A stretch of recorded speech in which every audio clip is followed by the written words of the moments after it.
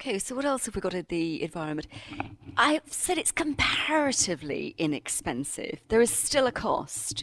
There is still a cost in terms of resources, the men, money, minutes.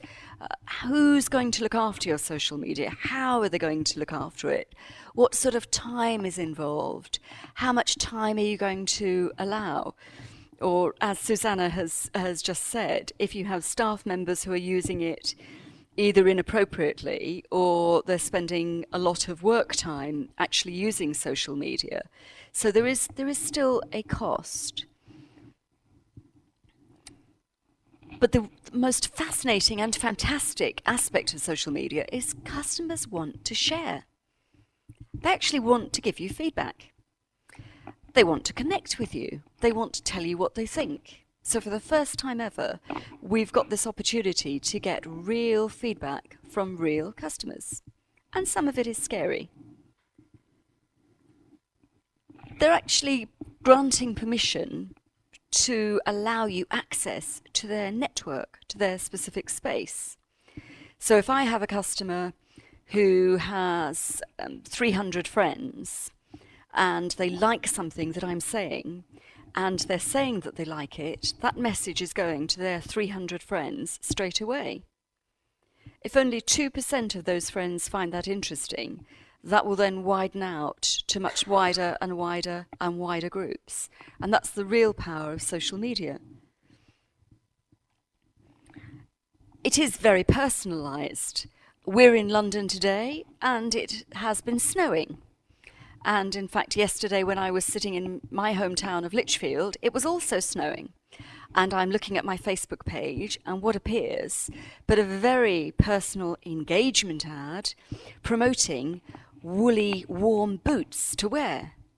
Now, I'm sure I would not see that advert in the summertime, but in the winter, as I'm sitting there and the snow is falling, the highly personal advert, and it's not going to any of my male colleagues, it's only going to me. It's advertising warm women's boots. The other major benefit with social media is the capacity for search engine optimization. Google likes Twitter. Google loves SlideShare. Google loves LinkedIn questions and answers. And Google loves blogs written on Blogger because it owns Blogger. And that gives you the opportunity to get more traffic towards your website or to your landing page. The other area with social media is you can track the entire customer journey. So if I had clicked onto this advert for warm woolly boots, they would see that I'd come from Facebook. So they would know straight away my demographics because they're able to actually access all their responder demographics. So they would know the age group I'm in, they would know the geographical location I'm based in, and hey, they've probably got that link to the weather forecast to trigger snow boots at the same time. So you can track that entire customer journey much more than you could before.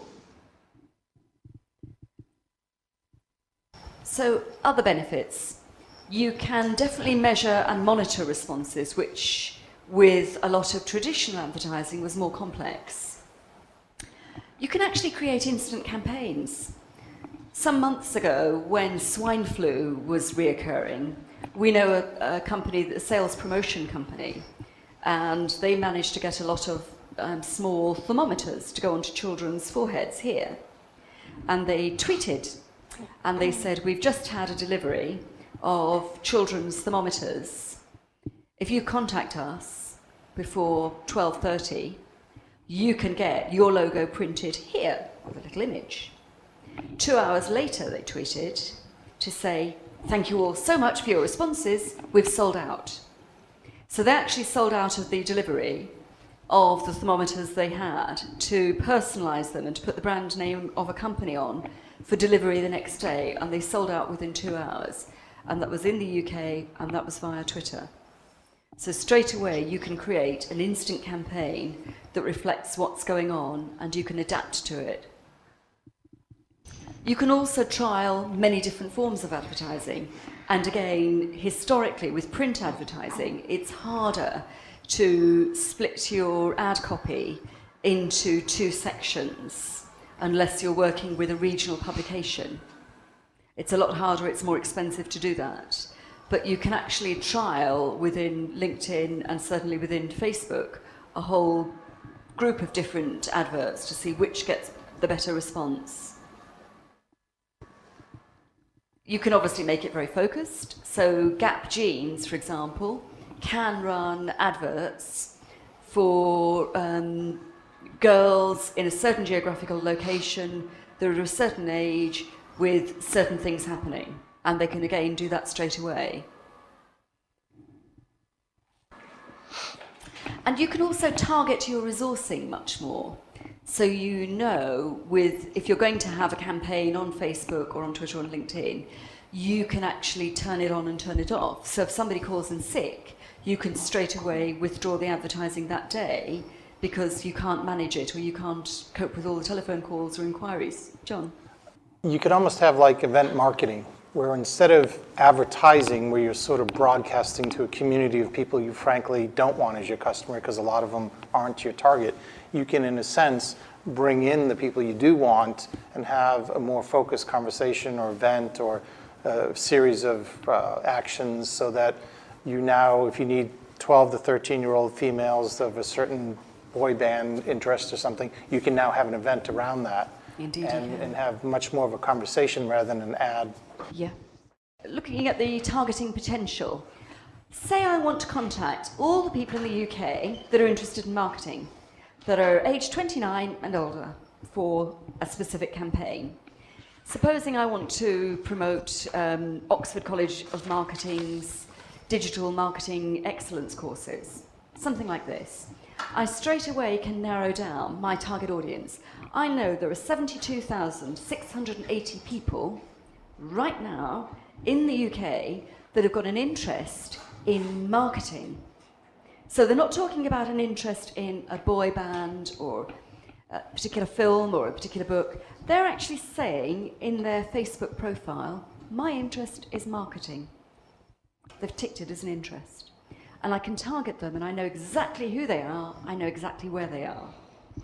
If I want to narrow that down to a group that's just in Oxford or just in Birmingham, I can do that too. And if I want to recruit them within LinkedIn, I am at this moment in time allowed to select 4 of the variables. So I can either select them by geography, which I guess would be a good idea. I might want to select them by their age or their seniority.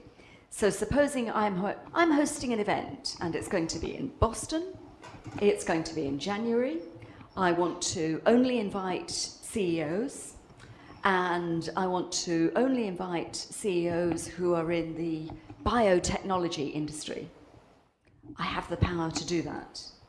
And LinkedIn also helps you with the research demographics, as does Facebook.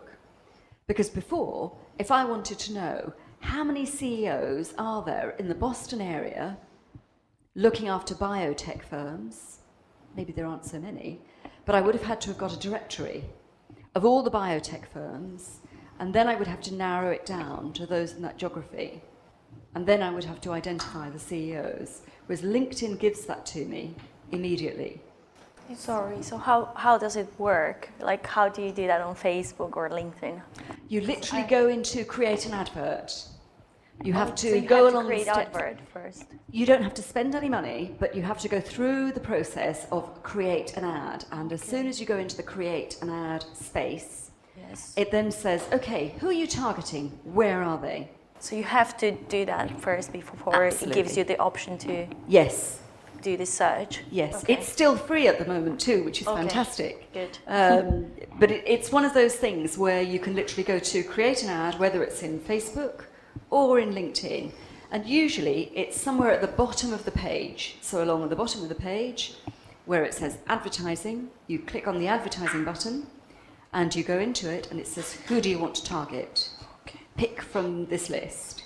And in fact, if I wanted to target men who were interested in cufflinks in the UK or in the States, I can do that through Facebook. The power of the research demographic through social media is incredible. and still not properly understood or used.